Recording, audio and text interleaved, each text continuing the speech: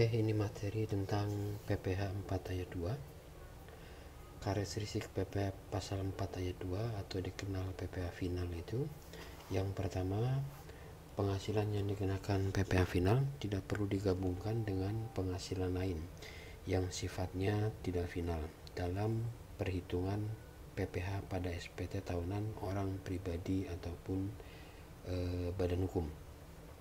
Maksudnya adalah bahwa PPh final yang kita peroleh, penghasilan yang sifatnya final yang kita peroleh dalam satu tahun, itu tidak perlu digabungkan dengan penghasilan lain dalam menghitung pajak terutang dalam SPT tahunan orang pribadi ataupun badan. Misalkan, kalau kita seorang karyawan, kemudian selain status karyawan yang tentu memperoleh gaji, kita juga memperoleh katakan bunga deposito. Bunga deposito itu sifatnya final ya, dikenakan PPh final.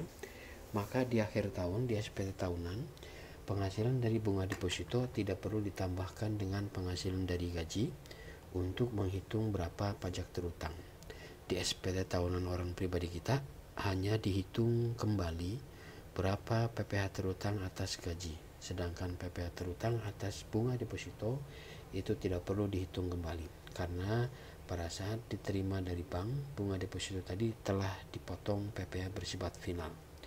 Ini berlaku untuk semua jenis penghasilan lain yang sifatnya final. Jadi tidak perlu digabungkan dengan penghasilan lain dalam SPT tahunan untuk menghitung berapa pajak terutang. Yang kedua, jumlah PPh final yang telah dibayar sendiri ataupun dipotong pihak lain itu tidak dapat dikreditkan, tidak dapat menjadi kredit pajak. Sebagaimana kita ketahui, kredit pajak adalah merupakan pengurang dari PPh terutang. Bisa berupa pasal 22, pasal 23, atau kalau orang pribadi pasal 21. Juga ada pasal 25, itu boleh dikreditkan. Jadi kalau kita dipotong PPh pasal 22 misalnya 100.000, maka angka 100.000 di akhir tahun itu dapat mengurangi PPh terutang kita dalam satu tahun.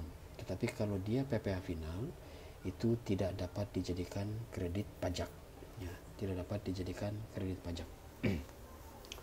Kemudian yang ketiga, biaya-biaya yang digunakan untuk memperoleh penghasilan yang sifatnya final itu tidak dapat dikurangkan dalam menghitung PPh pada SP tahunan orang pribadi atau badan. Jadi ini berimbang karena penghasilannya sifatnya final itu tidak perlu dihitung kembali pajaknya, maka biaya-biaya yang berkaitan atau yang dikeluarkan untuk memperoleh penghasilan yang sifatnya final maka tidak dapat dikurangkan dari penghasilan bruto untuk menghitung berapa PPh terutang. Nanti akan lebih jelas di PPh badan ya, bagian rekonsiliasi fiskal. Kemudian objek-objek penghasilan yang harus dipotong pasal 4 ayat 2. Yang pertama, penghasilan dari persewaan tanah dan atau bangunan. Penghasilan dari persewaan tanah dan atau bangunan. Tarifnya adalah 10%. Tarifnya adalah 10%. Yang ini ya. 10%. Yang menerima siapa? Orang pribadi, badan, atau badan dan kepemilikan orang pribadi. Kita kembali ke slide sebelumnya. Ini dasar hukumnya. Kemudian ini objek PPh-nya. Penghasilan yang diterima atau diperoleh orang pribadi atau badan dari persewaan tanah dan atau bangunan itu dikenakan PPh final dengan tarif 10%. Apa yang disewa? Itu bisa tanah, bisa rumah susun, rumah toko, apartemen, dan lain-lain. Tarifnya 10% dari nilai bruto.